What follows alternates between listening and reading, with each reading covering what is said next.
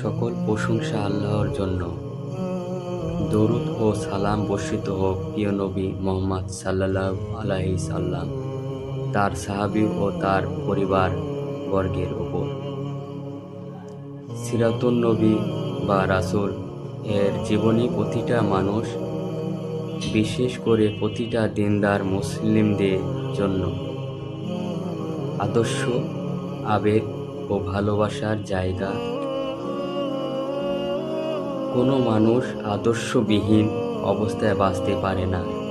কাজেই মুসলিমদের অন্তরে কেউ না কেউ আদর্শ হিসেবে অবশ্যই রয়েছে। কিন্তু প্রশ্ন হলো, কে সে এবং কেন? প্রশ্ন দুইটা খুবই গুরুত্বপূর্ণ। আজ শতকরা কত ভাগ মুসলিম রাসূলুল্লাহ সাল্লাল্লাহু আলাইহি সাল্লাম এর জীবনী জানে? আপনি খোঁজ করে দেখেন, হতাশ হয়ে যাবেন। আর জানলেও রাসূলের বৈপ্লবিক ও জিহাদের দিনগুলো এমনভাবে ব্যাখ্যা করে যেন এসব ছাড়াই দিন কায়েম হয়েছে ও হবে। অথচ ঘরে শুয়ে শুয়ে কিংবা শুধু দোয়া করে আল্লাহ পথে সংগ্রাম হয় না। এটা আল্লাহ, রাসূল ও তার সাহাবীগণ দেখিয়ে গেছেন।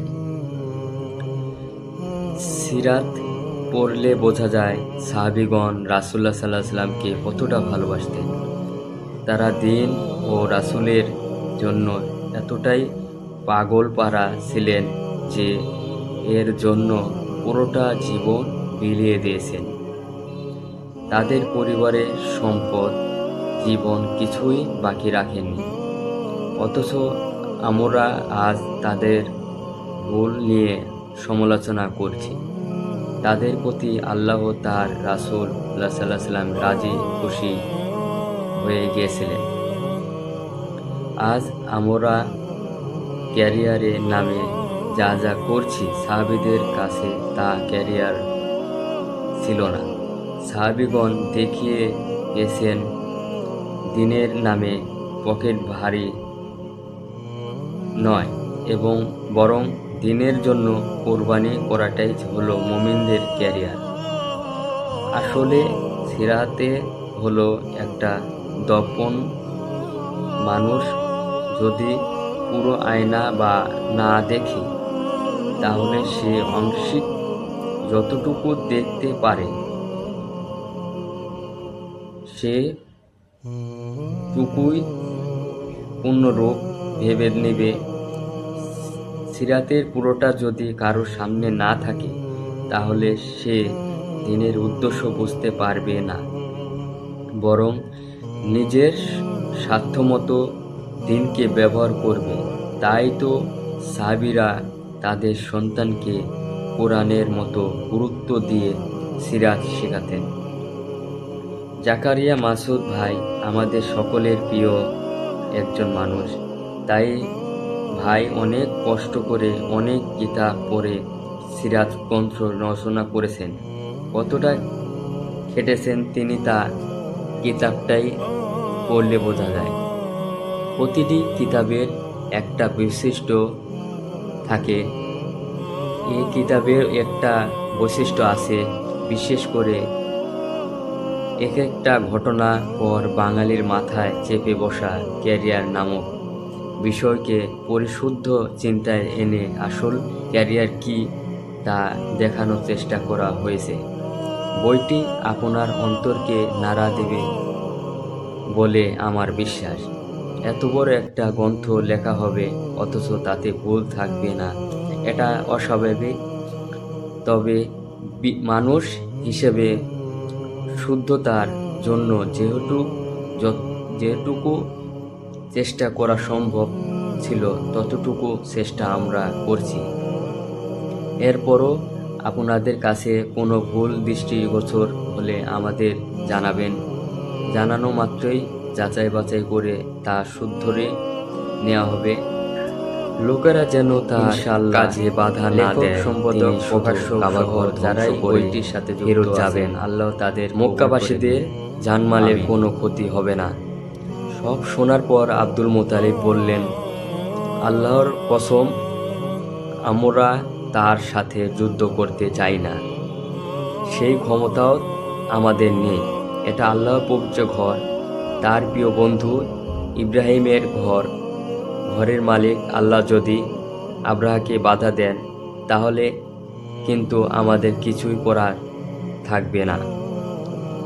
লোনাতা তখন বলল, আপনি আমার সাথে চলুন, আব্রাহা আপনার সাথে কথা বলতে চেয়েছেন। আব্দুল মুতালিব হাজির হলেন রাজকীয় তাঁবুতে। বিশাল জলস্রোত নিয়ে সিংহাসনে বসেছিল আব্রাহা। জাকজমকের কোনো কমতি ছিল না তার বাদশাহী তাঁবুতে, কিন্তু সে ছিল হাবশী গোলাম।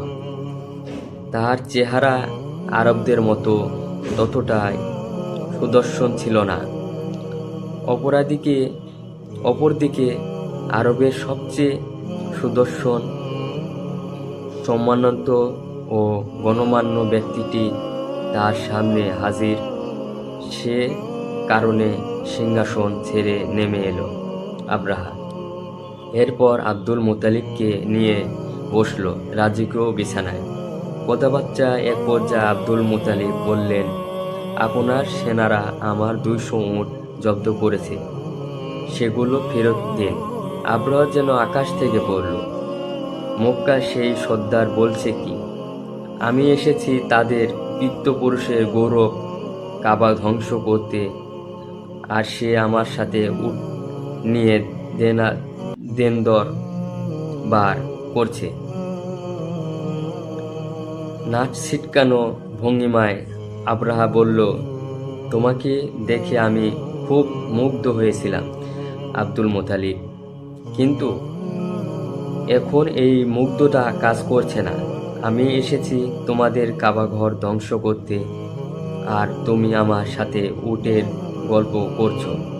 আমি উটের মালিক, তাই উট ফেরত যাচ্ছি। এই কাবারও একজন মালিক আছেন, তিনি একের রক্ষা করবেন।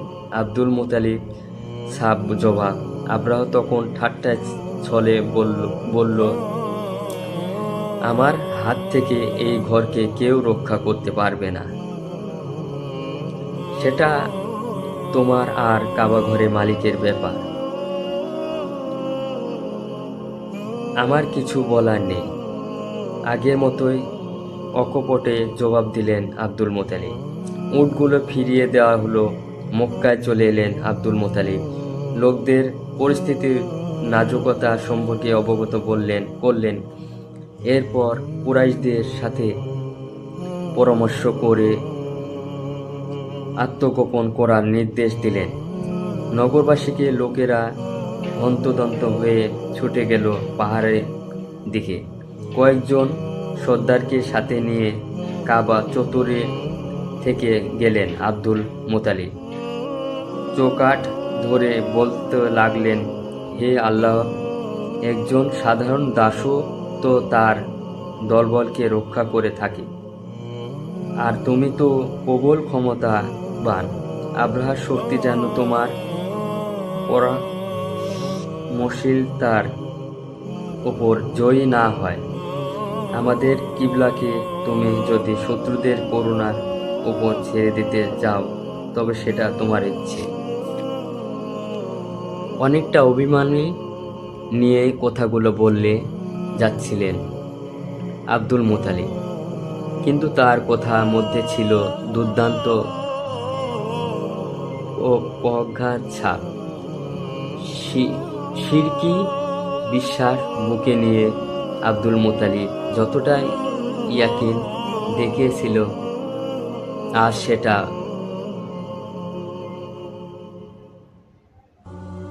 কজনেরই বা আছে।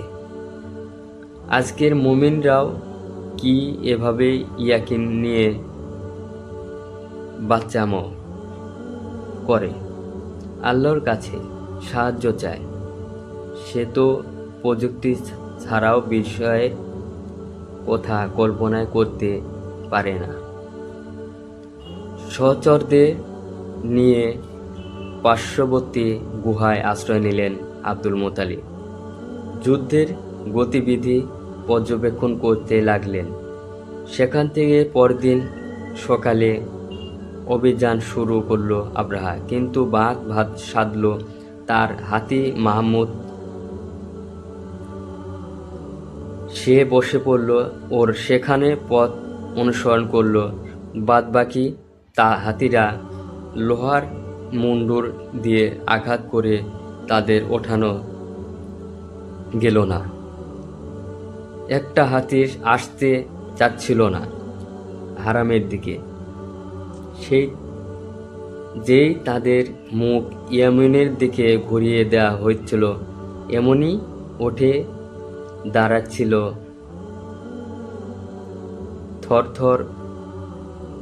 তরতর করে সিরিয়ার দিকে চালালো। তারা সায় দিচ্ছিল, কিন্তু হারামের দিকে যেতে যাচ্ছিল না।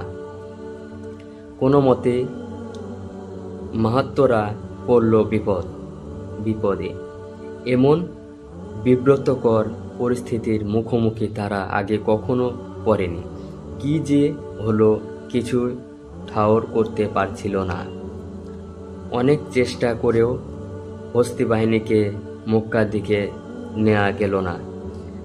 এরই মধ্যে এক ধরনের পাখি ঝাঁকে ঝাঁকে উড়ে আসতে লাগলো। সমুদ্র তীর থেকে প্রতিটি পাখির সাথে ছিল 3টি করে নুড়ি পাথর, এক ঠোঁটে বাকি 2টো পায়ে। পাথরগুলো ছিল কলাইয়ের ডালের মতো ক্ষুদ্র। পাখির ঝাঁক সেই সব কঙ্কর আব্রাহার বাহিনীর দিকে নিক্ষেপ করতে লাগলো। ছোট্ট সেই দানা যেন ফাল হয়ে ভিতরে লাগলো। ফৌজিদের গায়ে চিটপটাং হয়ে মরতে লাগলো এক এক করে। সেই দৃশ্য দেখে আব্রাহার সঙ্গী নুফাইল বলতে লাগলো, স্বয়ং আল্লাহ এখন অপরাধীদের